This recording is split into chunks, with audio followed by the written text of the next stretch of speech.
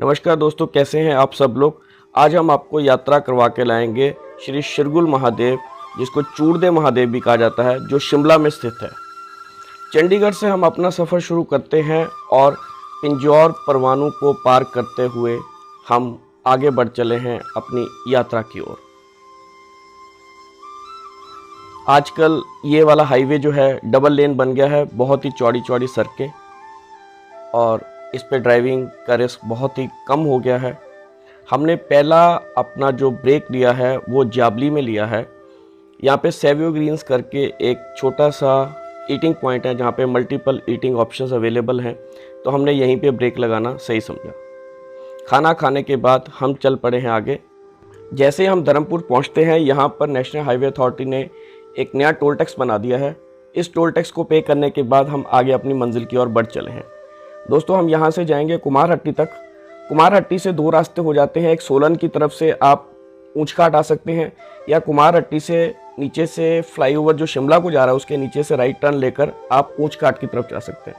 तो हमने कुमारहट्टी से राइट टर्न लेके ऊंचघाट जाने का रास्ता अपनाया और हम इस रास्ते से अपनी मंजिल की ओर बढ़ चले हैं। आगे जाकर हमें दिखाई पड़ती है एग्रीकल्चर नॉनी यूनिवर्सिटी, जो कि हिमाचल के पहले मुख्यमंत्री डॉक्टर यशवंत परमार जी के नाम से बनाई हुई है। दोस्तों, राजगढ़ से 15 किलोमीटर पहले एक रास्ता चौपाल के लिए कट जाता है। इस रास्ते से होते हुए हम डिस्ट्रिक्ट सोलन को ख़त्म करके डिस्ट्रिक्ट शिमला में एंटर करेंगे और अपनी मंजिल की ओर बढ़ चलेंगे। थोड़ा आगे बढ़ने पर हमें एक प्राकृतिक जल का स्रोत दिखाई दिया, जहाँ के शीतल जल में पानी पीकर और मुँह हाथ धोकर हमने भी अपनी थकावट दूर की। और अब हम आगे बढ़ चले हैं अपनी आज की मंजिल पुलबाग की तरफ। दोस्तों, ये छोटा सा एक रेस्ट हाउस है पुलबाग में, जहाँ पे हम आज की रात बिताएंगे और दूसरे दिन अपने सफ़र के लिए आगे बढ़ चलेंगे, जहाँ से हम अपनी यात्रा आरंभ करेंगे। ये पुलबाग एक छोटा सा गांव है, जहाँ की प्राकृतिक सौंदर्य देखते ही बनता है।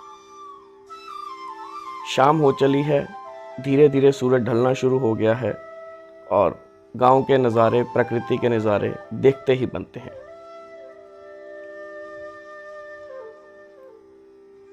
आज सौभाग्य से पूर्णिमा की रात है और आज का दिन हम यहीं पर ख़त्म करते हैं और इस पूर्णिमा के चांद को प्रणाम कर कर हम भी सोने चले जाते हैं। सुबह मिलेंगे दोस्तों नए दिन के साथ। दोस्तों, सूरज की पहली किरण के साथ पंछियों की चहचहाट की आवाज़ से हमने आगे से की अपनी यात्रा आरंभ कर दी है। यहाँ से तकरीबन 20-22 किलोमीटर का सिंगल रोड है, जो कहने के लिए ही एक सड़क है, लेकिन बहुत ही कच्चा रास्ता है, बहुत ही जोखिम भरा रास्ता है। इस रास्ते पे गाड़ी बड़े ध्यान से संभल के चलानी पड़ती है। कोई नहीं पता आगे से कब दूसरी गाड़ी आ जाए और आपको उसको पास देना पड़े। बहुत ही छोटा सा रास्ता है और बिल्कुल ही कच्चा रास्ता है। हम पूरी सावधानी से और पूरे एहतियात बरते हुए इस रास्ते की ओर, और साथ में दूसरी तरफ जो प्रकृति के नज़ारे हैं, दूर तक फैली हुई हरियाली, चीड़ के पेड़ और कुदरत के नज़ारों को एंजॉय करते हुए आगे बढ़ चले हैं अपनी मंजिल की तरफ। यहाँ बेस कैंप में हम अपनी गाड़ी पार्क करेंगे और आगे से अपनी पैदल यात्रा शुरू करेंगे। दोस्तों, थोड़ा ही सफ़र रह गया है हमें अपनी मंजिल तक पहुंचने के लिए। आप देख सकते हैं किस तरह के दुर्गामी रास्ते हैं। तो यहाँ पर आप जब भी आएँ, उस ड्राइवर को साथ लाएं जिसको पहाड़ों में गाड़ी चलाने का थोड़ा अनुभव हो, नहीं तो आप अपना या गाड़ी का कुछ नुकसान कर सकते हैं। ये हमारी तरफ से एक छोटी सी चेतावनी है। और कोशिश करें कि ऊंची गाड़ी लेकर आएँ, क्योंकि यहाँ जो सड़क है उसमें गाड़ी को नीचे से डैमेज होने का बहुत ज़्यादा चांस रहता है।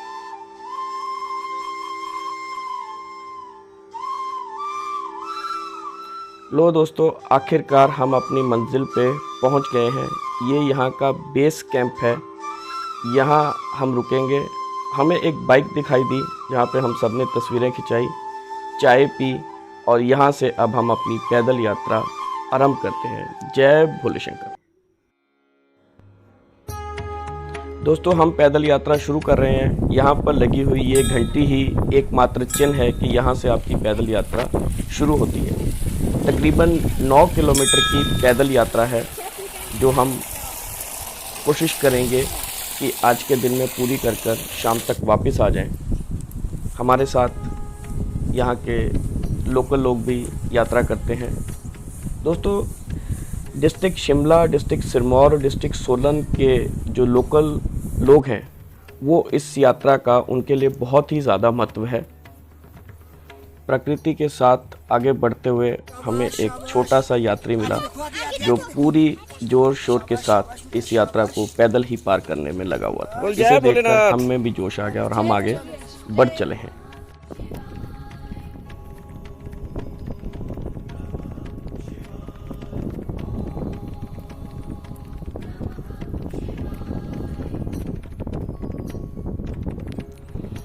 आगे चलते हुए दोस्तों हमें बच्चे दिखाई दिए तो हमें पता चला ये गुज्जर जाति के बच्चे हैं जो यहाँ से दूध इकट्ठा करके ऊपर शिरगुल महादेव के मंदिर तक पहुँचाते हैं, जिससे आपको चाय और बाकी सारी चीज़ें मिलती हैं। ये बच्चे बहुत ही मेहनत करते हैं। दोस्तों, इतनी अच्छी हवा चल रही है कि पत्थर पे भी अगर आप सिर रखते हैं तो वहीं पे नींद आ जाए। ये हमारा साथी थक गया है, ये थोड़े यहाँ पर आराम कर रहे हैं। इसको कोशिश की जा रही है, अब ये पैदल चलने से मना कर रहा है।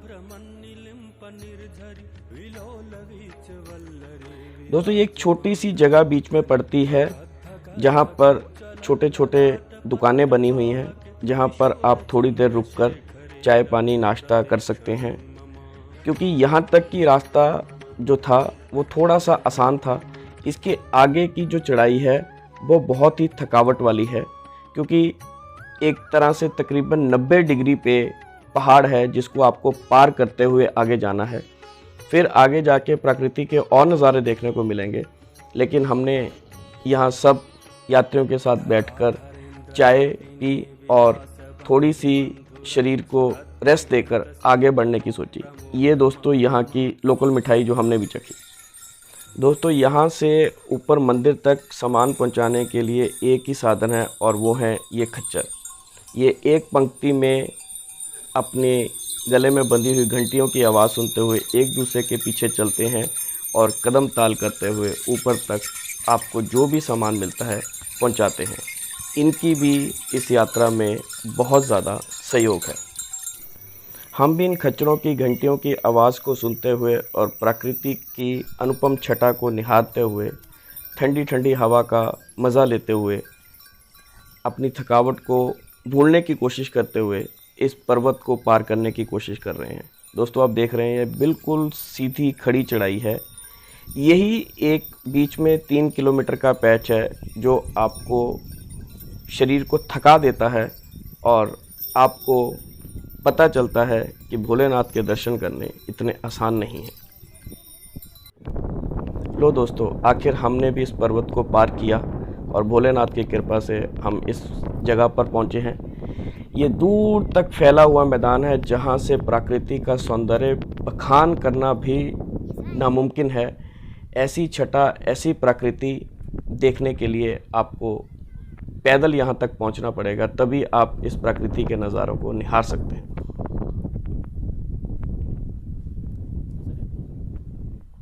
हमारे साथियों ने थोड़ी देर यहाँ पर रेस्ट की, कुछ तस्वीरें खिंचवाईं और इस प्रकृति के नज़ारों का आनंद लिया।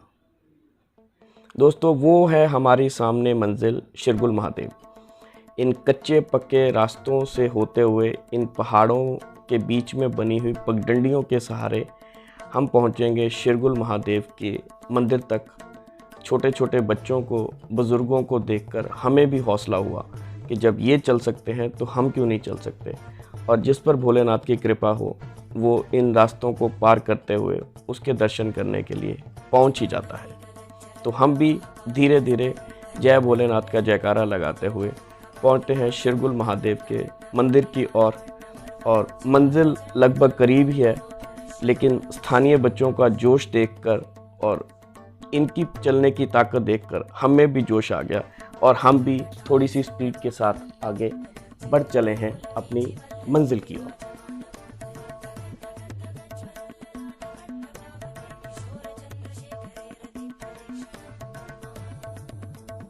दोस्तों, मंजिल लगभग अब करीब ही है। सामने मंदिर के दर्शन दूर से होने शुरू हो गए हैं। हम पूरी कोशिश करेंगे कि यहाँ से जो यहाँ के पुजारी हैं उनसे आपकी बातचीत करवाई जाए और इस मंदिर और इस यात्रा का जो महत्व है उसकी भी जानकारी आपको दी जाए।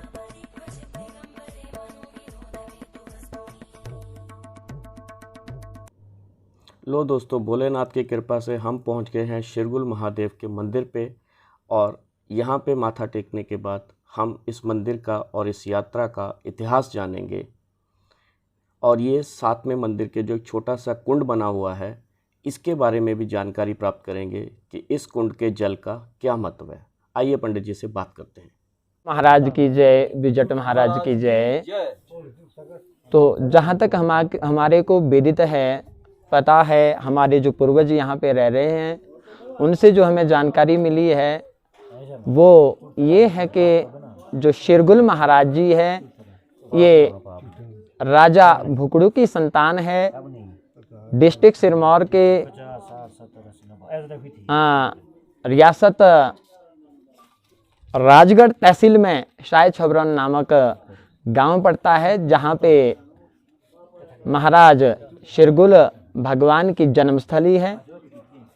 तो कहते हैं कि जब शिरगुल महाराज वहाँ पे एक नर अवतार में परेशान हो गए तो उन्हें लगा कि भाई मैं ऐसी जगह जाना है जहाँ पे मतलब चिड़िया तक की कोई आवाज़ नहीं आएगी। तो वो वहाँ से सीधे यहाँ पे आए। यहाँ पे शिरगुल महाराज ने भगवान भोलेनाथ की तपस्या करी। भगवान भोलेनाथ की तपस्या करके वो स्वयंभू पिंडी में समाधिस्थ हो गए, जिसकी हमारे पूर्वज वो हम युगांतर तक पूजा करते रहेंगे और करते आए भी हैं। दूसरी बात, फिर जो यहाँ पे जैसे जिला सिरमौर, जिला सोलन, जिला शिमला के ये कुलिष्ट महाराज हैं और उत्तराखंड में भी इनकी बहुत ज़्यादा मान्यता है। तो वर्ष 2001 तक यहाँ पे व्यवस्था नहीं थी, यात्री लोग भी कम आते थे। जैसे जैसे भगवान की श्रद्धानुकंपा से यहाँ पे रात्रि विश्राम या रात्रि भोजन वगैरह का, प्रसाद वगैरह का यहाँ पे आयोजन हुआ, वैसे ही भगवान के भक्त भी दिन प्रतिदिन बढ़ रहे हैं। भगवान के पास यहाँ पे किसी चीज़ की कोई कमी नहीं है। जो भक्त है यहाँ पे अपनी मन्नत लेकर के आते हैं और आज तक भी सभी भक्तों का भगवान ने मन इच्छा पूरी कर रखी है। आगे भी हमारी भगवान से विनती है कि जो भी यहाँ पे श्रद्धालु आएँ या भगवान के प्रिय भक्त आएँ, उन सब की मनोकामना भगवान पूर्ण करे। एक बहुत ही स्मरणीय बात रहेगी हमारे भक्तों के लिए। जिस किसी भक्त के पास संतान नहीं होती उनको शिरगुल महाराज संतान देते हैं। जिस किसी भक्त को पुत्री व पुत्र की इच्छा होती है उनको भी भगवान, जिसको पुत्र की इच्छा है पुत्र प्राप्ति मिलती है, पुत्री की इच्छा है पुत्री की प्राप्ति मिलती है। जिस भक्त को किसी को जैसे कि रोजी नौकरी के लिए या बल विद्या के लिए वो भगवान से मन्नत अरदास मांगते हैं, तो आज तक भगवान ने सबकी अरदास पूरी कर रखी है। आगे भी भगवान सबकी अरदास पूरी करते रहेंगे। और जो यहाँ पे भक्त जिन भक्त को पता नहीं है उनके लिए यहाँ पे दो चीज़ें मेन है।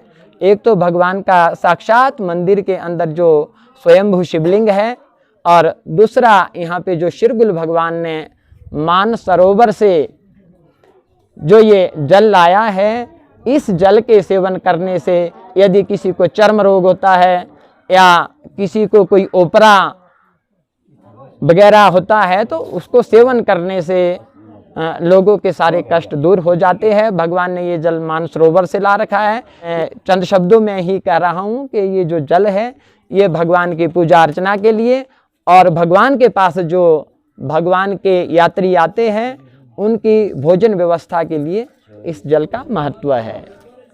जय शिरगुल, जय विजट महाराज।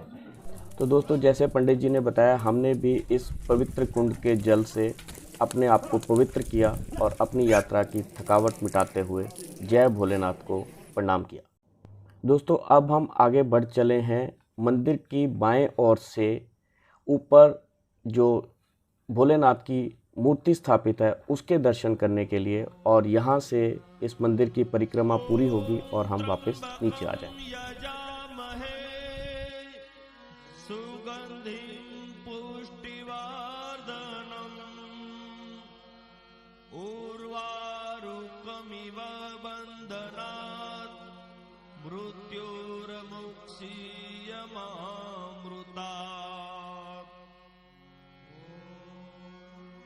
एक पुष्पम एक बिलीपत्रम एक लोटा जल की धार, आसन जमाए बैठे चंद्रमौली फल चार। दोस्तों, भोलेनाथ की मूर्ति के आगे नतमस्तक होने के बाद, इन प्रकृति के नज़ारों की छटा को निहारने के बाद हम वापस चल पड़े हैं नीचे बेस कैंप की तरफ। और आप यकीन मानिए, इस यात्रा को करने के बाद जो एक आत्मिक शांति की प्राप्ति होती है उसको बखान करना बहुत ही मुश्किल है। हम भी चाहेंगे कि आप पे भी भोलेनाथ की कृपा बने और आपको भी इस पवित्र यात्रा को करने का मौका मिले। जब तक आप यहाँ आते हैं तब तक हमारी ये वीडियो ही आपके लिए इस यात्रा का साधन है। हम उम्मीद करते हैं आपको हमारा एपिसोड पसंद आया होगा। लाइक, कमेंट और सब्सक्राइब करना मत भूलिएगा। मिलेंगे अगली बार किसी और जगह पे, तब तक के लिए जय भोलेनाथ।